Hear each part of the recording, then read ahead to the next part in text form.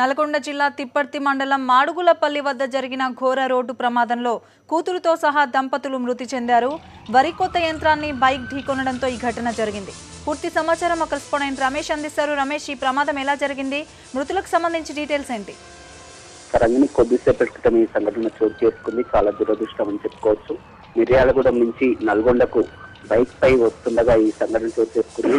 మాడుగులపల్లిలోని వరి కోత యంత్రం ఒక్కసారిగా ఈ బైక్ పై వస్తున్న వారిని ఢీకోవడంతో బైక్ ప్రయాణిస్తున్న భార్య భర్తతో సహా చిన్న పాప కూతురు కూడా ఉన్నది, 3 ఏళ్ల పాప కూడా ఉన్నది. హుటాహుటిన సంఘటన స్థలానికి చేరుకున్న పోలీసులు కూడా అంబులెన్స్ లో ఓ కూతురు నుంచి ప్రస్తుతం తెలిసిన ప్రకారం అయితే ప్రమాదం జరిగిన వెంటనే ముగ్గురు కూడా చనిపోయారని గమనించారు. కానీ కొన ఊపిరితో కూడా ఎవరైతే ఉన్నారో ఆవిడని తీసుకుపోవడం జరిగింది. కొద్దిసేపటి క్రితమే ఆవిడని ప్రభుత్వ ఆసుపత్రికి తరలించడం జరిగింది. ఓకే రమేష్, దీనికి సంబంధించిన డీటెయిల్స్ మరి కాసేపట్లో